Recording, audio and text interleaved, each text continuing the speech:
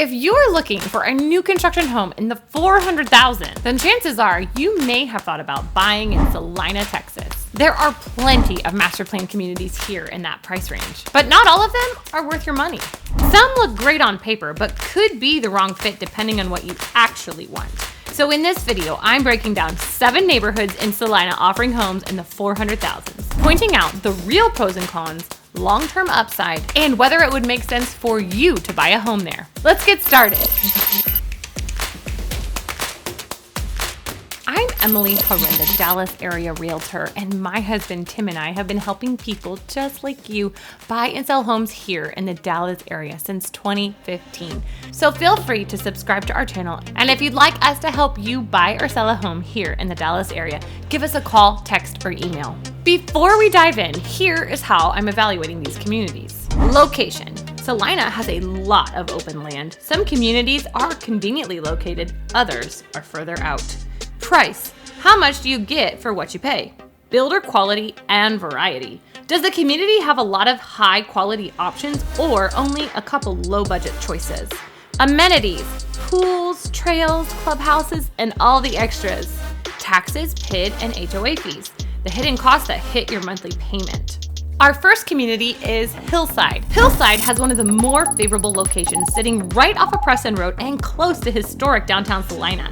The pricing here starts in the low 400s for about 1,600 square feet and tops out in the high 400s for around 2,400 square feet. In the 400 section, you're limited to history maker homes, although the north part of the neighborhood features some luxury builders. Amenities include a pool and an amenity center. HOA runs about $850 a year with a PID of $125 a month.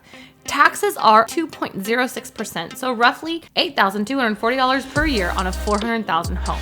The value per square foot ranks near the bottom of our list today. But I do like that it's a smaller enclave off a major road. And the presence of high-end builders in the north part of the community does give a little bit of a luxury edge. And since they won't be building here forever, that could help with resale. Community number 2 is Cross Creek Meadows. This community also scores well for location. It's right off the outer loop and not too far north.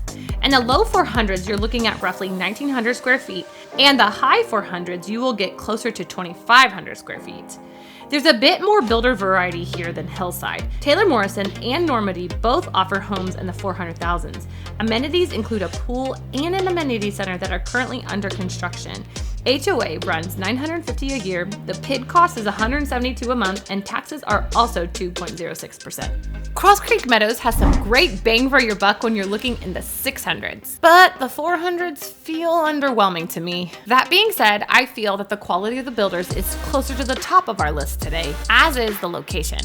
Community number 3 is Cambridge Crossing. Here we have one of the most convenient locations, right off the Dallas North Tollway and the outer loop, and not too far north. Pricing in the mid 400s gets you about 1,900 square feet, and the high 400s will get you around 2,400 square feet. Builder diversity here is solid. Coventry builds in the 400,000s, and they're mixed in with other high-end builders like Highland Homes. The amenities here are top-notch: a resort-style pool, large fitness center, lakes, sports courts, and trails. Now you're getting more in amenities, which means you're paying more too. HOA fees are $1,675 a year, PID is $255 a month, and the taxes are 2.06%.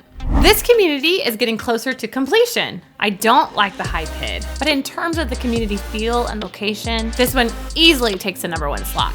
Community number 4 is Chalk Hill. This is near the northern limits of Celina, so location is definitely less favorable. You are just north of Celina High School, but here's the trade-off. You get a lot of house for the money. Low 400s will get you about 2,500 square feet, and the high 400s will get you closer to 2,800 square feet. Amenities here include a swimming pool and a modest amenity center. Your builders here are D.R. Horton and Beazer, and compared to several others on this list, it's going to feel like a budget product. I don't want to make anyone feel bad for buying a low budget house, but I don't think these homes will appreciate at the same pace as others on this list. But if you're looking to get more house for your money and you value being right by the high school, this one could be a good choice. HOA here is $900 a year, the PID is around $202 a month, and the taxes are 2.06. Community number 5 is North Sky. I almost left this one off the list because technically there are no homes in the 400s right now. You'll find some in the 300,000s and then a jump into the 500,000s. The location is a little further north, but still close to downtown Celina. High 300s will get you about 1,900 square feet. In the 300 section, it's all Taylor Morrison, but the rest of the neighborhood includes luxury builders, Perry and American Legend. Amenities include a pool and amenity center that's still under construction. HOA is $1,100 a year, the PID is $225 a month, and taxes are 2.06%. This is definitely one of the better community feels. If you were looking to spend in the 400s, I would want you to check out what this community could give you in the high 300s. Or if you have the wiggle room to get to the 500s, you could find yourself in a more luxurious home than other places in Celina. Community number 6 is Terra at Uptown Celina. This is part of a 4-neighborhood development built around historic downtown Celina. In the mid 400s, you're looking at about 2,200 square feet, and in the high 400s, around 2,300 square feet. Builder variety is limited. Only Pacesetter and Castle Rock communities build here.